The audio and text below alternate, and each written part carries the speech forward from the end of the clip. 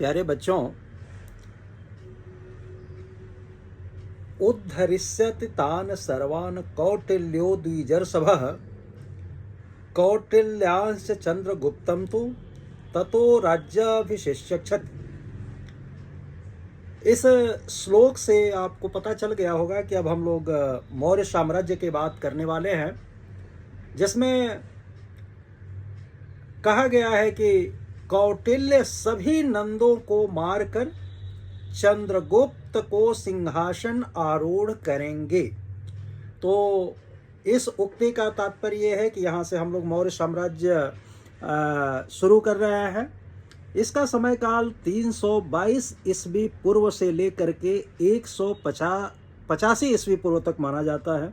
लगभग 137 वर्ष तक मौर्यों ने शासन किया था। बच्चों, कंफ्यूजन ना हो तो थोड़ा सा आप मौर्य राजवंश और गुप्त राजवंश के बीच में कौन कौन से राजवंश आए हैं जिनका उल्लेख किया गया है, वो इस तरह से है कि मौर्य राजवंश जो है वो 322 ईस्वी पूर्व से 185 ईस्वी पूर्व तक शासन करते हैं। इसके बाद बात आती है शुंग वंश तथा कण्व वंश की। अब शुंग वंश का समय काल जो है 185 ईस्वी पूर्व से लेकर के 73 ईस्वी पूर्व तक है, और कौण्य वंश जो है, कण्व वंश जो है, वो 73 ईस्वी पूर्व से लेकर के 28 ईस्वी पूर्व तक इनका समय आता है। इसके बाद फिर सातवाहन तथा चेद की बात करते हैं हम लोग दक्षिण भारत में, तो उनका 60 ईस्वी पूर्व से लेकर के 255 ईस्वी तक का समय इन दोनों राजवंशों का है। उसके बाद हम लोग शक तथा पहलव के बारे में पढ़ेंगे। उसके बाद कुषाण वंश के बारे में पढ़ेंगे। फिर नाग वंश, वाकाटक वंश, पल्लव वंश तथा मौकरी वंश व मघ वंश के बारे में पढ़ेंगे। और इतने राजवंशों के बाद फिर गुप्त वंश की बात आती है, तब हम लोग गुप्त वंश के बारे में विस्तार से चर्चा करेंगे। अब बच्चों, मौर्य काल की जब बात करते हैं तो इनके इतिहास जानने के जो स्रोत हैं, वो साहित्यिक स्रोत में अगर बात करें तो उसमें देसी ग्रंथ जो प्राप्त होते हैं उसमें बौद्ध ग्रंथ का नाम लिया जा सकता है। उसमें जो जातक हैं उनसे सामाजिक दशा के बारे में जानकारी होती है। बौद्ध ग्रंथ का दिग्घ निकाय है, उससे उनके समय की राजनीतिक व्यवस्था के बारे में बातें हो। इसके बाद वंशस्थ प्रकाशनी है, उसमें मौर्यों की उत्पत्ति के बारे में पता चलता है। दीप वंश, महावंश से श्रीलंका में बौद्ध धर्म के प्रचार के विषय में समय पता चल पाता है। और दिव्यावदान से अशोक तथा बौद्ध धर्म के बारे में जानकारी प्राप्त होती है। प्यारे बच्चों, अब जैन स्रोत की अगर बात करें तो उसमें भद्रबाहु का कल्पसूत्र है, हेमचंद्र का परिशिष्ट पर्व है, तो इनसे जानकारी प्राप्त होती है। परिशिष्ट पर्व से आचार्य चाणक्य का पूरा जीवन चरित्र पता चलता है। इसी तरह जो कौटिल्य का अर्थशास्त्र है 400 ईस्वी पूर्व के, उनमें 15 भाग हैं या अधिकरण है तथा 180 अध्याय है, और भारतीय राजनीति शास्त्र का प्राचीनतम ग्रंथ अर्थशास्त्र को माना जाता है। चंद्रगुप्त कथा ये चाणक्य ने लिखा है। मुद्रा राक्षस विशाखदत्त ने लिखा है। इससे नंद वंश के बारे में जानकारी प्राप्त होती है। सोमदेव का कथा सरित सागर तथा क्षेमेंद्र का बृहत कथा मंजरी, कल्हड़ के राज तरंगड़ी में भी मौर्य इतिहास प्राप्त होता है। बच्चों, फिर अगर हम विदेशी स्रोत के बारे में बात करें तो इसमें इंडिका जो मेगास्थनीज लिखा है, फाहियान चंद्रगुप्त द्वितीय के समय में आने थे, उन्होंने अपना यात्रा वृतांत लिखा है। ह्वेनसांग जो हर्षवर्धन के समय में आया था, वो अपना यात्रा वृतांत लिखता है, और इससे मौर्य साम्राज्य के विषय में जानकारी प्राप्त होती है। इसी तरह से पुरातात्विक स्रोत की बात करें तो अशोक के अभिलेख हैं, उनके सिक्के हैं, इनसे मौर्य साम्राज्य के बारे में जानकारी प्राप्त होती है। बच्चों, इतिहास का विषय बड़ा विशद है, और इसमें बहुत सारे विद्वान होते हैं जो अपना अपना मत प्रकट करते हैं। लेकिन हम लोग सिविल सर्विसेज के हिसाब से अगर देखें तो हमको उसके अंदर के विवादों में नहीं बल्कि फैक्ट्स पर जाना है। अब मौर्यों के उत्पत्ति के बारे में जब बात होती है तो ब्राह्मण ग्रंथ उसे एक स्वर में शूद्र अथवा निम्न कुल से संबंधित करते हैं। जबकि बौद्ध तथा जैन ग्रंथ उन्हें एक स्वर में क्षत्रिय सिद्ध करते हैं। यहाँ उनकी उत्पत्ति से संबंधित जो विभिन्न मत हैं उसकी समीक्षा कर लेते हैं थोड़ा सा। विष्णु पुराण में कहा गया है कि सैसुनाग वंशी शासक महानंदी के पश्चात शूद्र योनि के राजा पृथ्वी पर शासन करेंगे। ततः प्रभृति राजानो भविष्यन्ति शूद्र योनयः। अब इस उल्लेख से स्पष्टतः उनको कहा गया है कि मौर्य जो थे शूद्र थे। इसी तरह से दूसरा प्रमाण विशाख दत्त के मुद्रा राक्षस नामक नाटक में लिया गया है और मुद्रा राक्षस में चंद्रगुप्त को नंदराज का पुत्र माना गया है। चंद्रगुप्त को नंदराज का पुत्र मानकर उसकी शूद्र उत्पत्ति का मत व्यक्त किया गया है। बच्चों फिर पुराणों का अगर प्रश्न है तो चंद्रगुप्त के जाति के विषय में पुराण बिल्कुल मौन है और वे एक स्वर में नंदों को शूद्र कहते हैं तथा बताते हैं कि द्विजर्षभ अर्थात श्रेष्ठ ब्राह्मण कौटिल्य सभी नंदों को मारकर चंद्रगुप्त को सिंहासन आरूढ़ करेंगे। ये जैसे हम प्रारंभ किए थे इस श्लोक की हमने चर्चा की थी आप लोगों से, तो इस तरह से स्पष्ट है कि चंद्रगुप्त को शूद्र अथवा निम्न वर्ण से संबंधित करने के पक्ष में जो तर्क प्रस्तुत किए गए वे उतने सबल नहीं हैं और इस आधार पर हम उनको शूद्र नहीं मान सकते। बौद्ध साहित्य का ब्राह्मण साहित्य के विपरीत साक्ष्य आता है। बौद्ध ग्रंथों का प्रमाण मौर्यों को क्षत्रिय जाति से संबंधित करता है। यहाँ चंद्रगुप्त मौर्य क्षत्रिय वंश का कहा गया है। मौर्य कपिलवस्तु के शाक्यों की एक शाखा थी। जिस समय कौशल नरेश विड्डव ने कपिलवस्तु पर आक्रमण किया, शाक्य परिवार के कुछ लोग कौशल नरेश के अत्याचारों से बचने के लिए हिमालय के एक सुरक्षित क्षेत्र में आकर के बस गए थे और यह स्थान मोरों के लिए प्रसिद्ध था, अतः यहाँ के निवासी मौर्य कहे गए। अनेक बौद्ध ग्रंथ बिना किसी संदेह के चंद्रगुप्त को क्षत्रिय घोषित करते हैं। महावंश में चंद्रगुप्त को मौर्य नामक क्षत्रिय वंश में उत्पन्न कहा गया है। वो कुछ इस तरह से है कि मौर्या नाम खत्या नाम वंशे जातम श्रीधरम चंद्रगुप्तोति पंचातम चणक्को ब्राह्मणो ततो नवम धन्न नंदंतम घतोत्वा चंड कोधशा सकले जम्बु दीपन्हि रज समभिषिंचतो। ये महावंश में ये उल्लेख आता है और महापरिनिब्बाण सूत्र में मौर्यों को पिप्लविन का शासक तथा क्षत्रिय वंश कहा गया है। जैन साहित्य जो है वो इसमें हेमचंद्र का विशिष्ट पर्वन विशेष रूप से उल्लेखनीय है और इसमें चंद्रगुप्त को मयूर पोषकों के गांव के मुखिया की पुत्री का पुत्र माना गया है। विदेशी लेखकों के जो साक्ष्य हैं उसमें सिकंदर के उत्तरकालीन यूनानी लेखकों ने चंद्रगुप्त के संबंध में जो विवरण दिए हैं वे विचारणीय हैं। यूनानी लिखे उसे एंड्रोकोट्स, सेंड्रोकोट्स आदि नाम से जानते हैं। प्लूटार्क के विवरण से पता चलता है कि जब वह युवक था तभी सिकंदर से मिला था और बाद में कहा जाता है कि सिकंदर बड़ी आसानी से संपूर्ण देश को जीत लिया होता क्योंकि तत्कालीन नंद राजा अपने कुल की निम्नता के कारण जनता में अत्यधिक घृणित एवं अप्रिय होने लगा था। तो इस से निष्कर्ष निकलता है कि चंद्रगुप्त यदि स्वयं निम्न कुलोत्पन्न होता तो वह नंदों के कुल के विषय में ऐसी बातें नहीं करता। तो इससे भी सिद्ध होता है कि वो क्षत्रिय वर्ण के थे। अब वर्ण निर्धारण में चंद्रगुप्त का गुरु चाणक्य वर्ण आश्रम धर्म के प्रबल पोषक थे और उनके अनुसार क्षत्रिय वर्ण का व्यक्ति ही राजत्व का अधिकारी हो सकता है।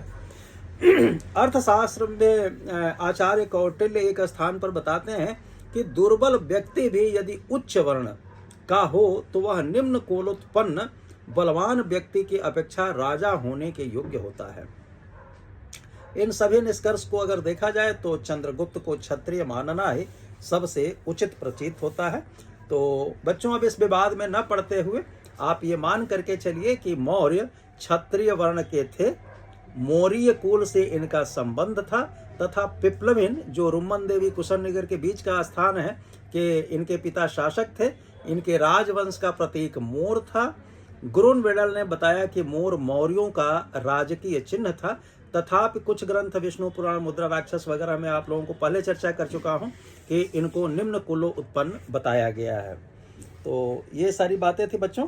अब चंद्रगुप्त मौर्य के अगर उपलब्धियों के बारे में बात करते हैं तो फिर इनके दो उद्देश्य थे कि यूनानियों के विदेशी शासन से देश को मुक्त करना, और दूसरा था कि नंदों के घृणित एवं अत्याचार पूर्ण शासन की समाप्ति करना। और कहना ना होगा कि इन दोनों ही लक्ष्यों को चंद्रगुप्त बड़े आराम से और अपनी शूरवीरता से प्राप्त कर लिए। सेना के सैनिक अर्थशास्त्र के अनुसार निम्नलिखित वर्गों से लिए गए थे, जो चोर अथवा प्रतिरोधक थे, मलेच्छ थे, चोरगण थे, आटविक थे, और इस तरह से शास्त्रोपजेवी श्रेणी भी इनमें आता है, जो इनके सेना के अंतर्गत जो सैनिक वर्ग था। इसीलिए जस्टिन चंद्रगुप्त की सेना को डाकुओं का गिरोह कहता है। इलाहाबाद विश्वविद्यालय के डॉक्टर प्रोफेसर ओम प्रकाश यादव ने प्रवर्तक की पहचान अभिसार के शासक के साथ किए जाने के पक्ष में अपना मत प्रकट किया है। सौभाग्य से मैं प्रोफेसर ओम प्रकाश यादव साहब का छात्र भी रहा हूं, और मुझे इस बात का फक्र है कि गुरुजी ने ये अपना मत प्रकट किया। 325 ईस्वी पूर्व के लगभग ऊपरी सिंधु घाटी के प्रमुख यूनानी क्षत्रप फिलिप द्वितीय की हत्या कर दी गई थी, और 323 ईस्वी पूर्व में सिकंदर की मृत्यु के पश्चात परिस्थितियां और बिगड़ गई तथा सिंध और पंजाब में सिकंदर द्वारा स्थापित प्रशासन का ढांचा डगमगाने लगा, ढहने लगा। अब फिलिप द्वितीय सिकंदर की मृत्यु के बीच के 2 वर्षों 325 से 323 ईस्वी पूर्व के काल में चंद्रगुप्त ने अपने उद्देश्य की पूर्ति हेतु व्यापक योजना तैयार करता है। यूडेमस यह बुद्धिमानी की कि चंद्रगुप्त मौर्य को बिना चुनौती दिए ही 317 ईसा पूर्व में शांतिपूर्वक भारत छोड़ दिया। अब चंद्रगुप्त मौर्य सिंध तथा पंजाब का एक छत्र शासक बन गया। अब जब वह यहाँ का शासक बन जाता है तो फिर जो है वह अपना विजय अभियान प्रारंभ करता है बच्चों। और विजय अभियान में सबसे पहले पंजाब और सिंध विजय करता है। वह मगध पर आक्रमण करता है लेकिन सफलता नहीं मिलती है। चाणक्य के साथ वो पुनः पंजाब आ जाते हैं। उन दिनों सिकंदर पंजाब को जीत रहा था। सिकंदर के भारत से वापस जाने के बाद यूनानियों पर विजय प्राप्त करके यहाँ पर स्वामी बन जाते हैं। यूनानी ग्रंथ चंद्रगुप्त को सेंट्रोकोट्स कहता है तथा पाटलिपुत्र को पाली ब्रोथा बताता है। मगध विजय 322 ईस्वी पूर्व में चंद्रगुप्त मौर्य ने किया था। चंद्रगुप्त मौर्य ने हिमालय पर्वत राज्य के राजा प्रवर्तक के सहयोग से नंद नरेश धनानंद को हरा करके मगध पर विजय कर लिया। इस युद्ध में धनानंद का एक मंत्री सकटार ने चंद्रगुप्त की मदद की थी। अब साम्राज्य जो था वो सिंधु से लेकर के गंगा तक विस्तृत हो गया था चंद्रगुप्त मौर्य का। इसके बाद प्यारे बच्चों, आप लोग भी थक गए होंगे तो हमारी कोशिश ये रहती है कि आपका कोई भी पॉइंट छूट न जाए, इसलिए जो है एक नोट्स के रूप में आपको प्राप्त हो सके। और इसीलिए मैं इधर उधर की बात किए बगैर कोशिश करता हूँ कि आप आगे चलते रहें। अब सेल्यूकस से संघर्ष होता है, समझौता होता है। ये बात 305 ईस्वी पूर्व की है। 305 ईस्वी पूर्व में वह भारत पर आक्रमण करता है और भारत में चंद्रगुप्त से उसका सामना होता है, जिससे वो पराजित होता है तथा संधि में सिंधु नदी के पास के प्रदेश चंद्रगुप्त को उसे देना पड़ता है मजबूर होकर के। और ये 4 प्रदेश थे। एक हेरात था, फिर काबुल था, कांधार था और बलूचिस्तान था। तथा अपनी पुत्री हेलन का विवाह भी चंद्रगुप्त से कर देता है। फलस्वरूप चंद्रगुप्त उसे जब उसके रिश्तेदार बन जाते हैं तो ये प्रसन्न होकर के 500 हाथी उपहार के रूप में अपने ससुर को देते हैं और साम्राज्य की सीमा हिंदू कुश तक बढ़ जाता है। प्यारे बच्चों, इसमें एक आप लोगों को छोटा सा कहानी सुनाता हूँ, बड़ा प्रेरणादायी भी है और हमारे आज के विदेश नीति के लिए आवश्यक भी है। अब जब सेल्यूकस चंद्रगुप्त मौर्य के ससुर बन जाते हैं तो कुछ दिनों बाद यह राजकीय यात्रा तो नहीं कहेंगे, बिल्कुल अपना पारिवारिक यात्रा पर कह लीजिए कि वो आते हैं और चंद्रगुप्त मौर्य के यहाँ पर वो मेहमान रहते हैं। काफ़ी दिन रहते हैं, लगभग हफ्ते दिन तक रहते हैं। और बहुत खातिरदारी होती है पूरे साम्राज्य में। चूंकि वो चक्रवर्ती सम्राट चंद्रगुप्त मौर्य के ससुर थे, उनके पत्नी के पिताश्री थे, इसलिए खूब खातिरदारी होती है उनकी। और जब वो जाने को उत्सुक होते हैं अपने देश में, तो एक जो शिष्टाचार होता है, उस शिष्टाचार में चंद्रगुप्त मौर्य सेल्यूकस से पूछता है कि मैं क्षमा चाहता हूं कि अगर आपके आतिथ्य में कुछ कमी रह गई हो तो आप ये बताएं, आपको कोई दिक्कत तो नहीं हुई। तो सेल्यूकस कहता है कि नहीं, हमारा बहुत भव्य स्वागत हुआ है और इस स्वागत से मैं बहुत प्रसन्न हूं, लेकिन एक लेकिन शब्द कह करके वो छोड़ देता है। तो स्वाभाविक रूप से चंद्रगुप्त पूछते हैं कि लेकिन क्या है, आप बताएं, अगर कुछ गलती हुई हो तो हम उसमें सुधार करने की कोशिश करेंगे। तो बोले कि पता नहीं क्यों मुझे ऐसा लगा कि जब से मैं तुम्हारे साम्राज्य में आया हूं, तुम्हारे यहाँ आया हूं, कोई हमारा पीछा कर रहा है। कहीं न कहीं मुझे ऐसा लग रहा है कि कोई व्यक्ति फॉलो कर रहा है मुझे, हर वक्त जो है मुझे नोटिस किया जा रहा है। अब इतना सुनते ही चंद्रगुप्त मौर्य जो है वो थोड़ा सा नाराज होते हैं और फिर दरबारियों से कहते हैं कि भाई ऐसे कैसे किसी की हिम्मत पड़ गई जो हमारे ससुर को जो है इस तरह की अनुभूति उठानी पड़ी। तो बात चलते चलते जब आगे तक जाती है तो आचार्य चाणक्य जो है गंभीर होकर के कहते हैं कि पुत्र, यह मेरा ही आदेश था और मेरे आदेश से ही उनके ऊपर नज़र रखे जा रहे थे। तो उसके द्वारा प्रश्न किया जाता है प्रधानमंत्री से, आचार्य चाणक्य से, कि गुरुदेव आपने ऐसा आदेश क्यों दिया। तो आचार्य चाणक्य ने कहा था कि महाराज, आप यह न भूलिए कि सेल्यूकस आपके ससुर के साथ साथ एक पड़ोसी राष्ट्र के मुखिया भी हैं, और अगर पड़ोसी राष्ट्र का कोई मुखिया किसी देश में विजिट करने आता है तो वो किससे मिल रहा है, कहाँ जा रहा है, ये देश हित में जानना बहुत आवश्यक होता है। और फिर कहा जाता है कि वो सिरोधार्य करता है, हमेशा से सिरोधार्य किया है आज्ञा का अपने गुरुदेव का, और इस बात को भी वो समझता है। और आने वाले दिनों में ये हमारी विदेश नीति का एक प्रमुख स्तंभ बनता है। तो बच्चों, जो हमारा इतिहास है, जो गुरुजनों का एक मार्गदर्शन है, वो बहुत अमूल्य निधि है और इसको संभाल करके रखा जाना चाहिए।